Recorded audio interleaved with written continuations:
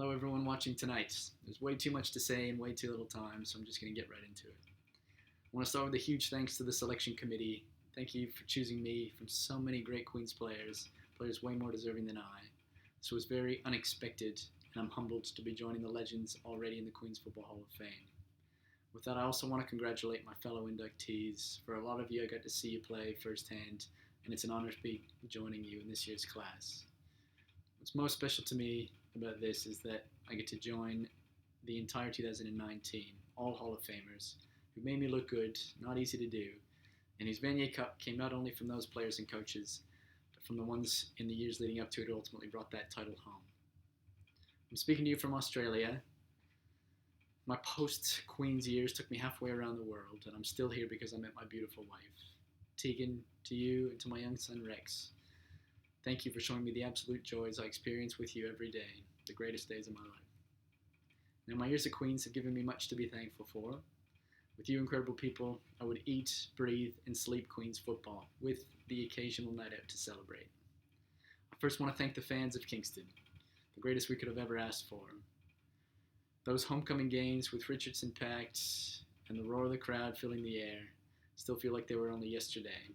I'll always be grateful for the chills you gave me as we ran out onto the fields. And I still find it hard to believe that there actually was a Jimmy Allin chant. My biggest fans, of course, were my mom and dad. Dad, I look back at all the times you'd throw the ball with me, coach our little league teams, and even put on catcher's gear so I could practice pitching even if it meant a broken thumb for you. Sorry. I see now that the greatest gift you gave me was the gift of your time, and that time showing me the ultimate example of what it is to be a great man and a great father. Thank you. Mom, your support for everything I do is beyond belief. It gave me strength playing football, and it still gives me strength. My grandparents also loved game day. Grandpa Drew, it must have been hard to put your U of T allegiance aside, but it was clear you did on Saturdays at Richardson. My grandmother Marion, a Queen's grad herself, who sadly is no longer with us.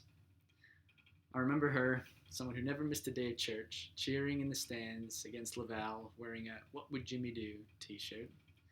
Imagine she's dusted off that shirt for today as she's watching. Scotty, my brother, I remember our days playing football in the yard, always competitive. Thanks for fueling the fire. And Leslie, my big sister, I owe thanks for beating me up regularly to get me ready for football. Coach Sheehan, thank you for being a leader of men and for guiding us to that Vanier Cup. Coach Tracy, you somehow managed to turn a high school quarterback into a Queen's defensive back. Why or how you persisted, I'm not sure, but it must have been a Belleville thing. And last, to the players of those years, with a particular shout out to the other 5 guys at 4 Cooper Street. To all those men of 2005 to 2009, you became brothers to me.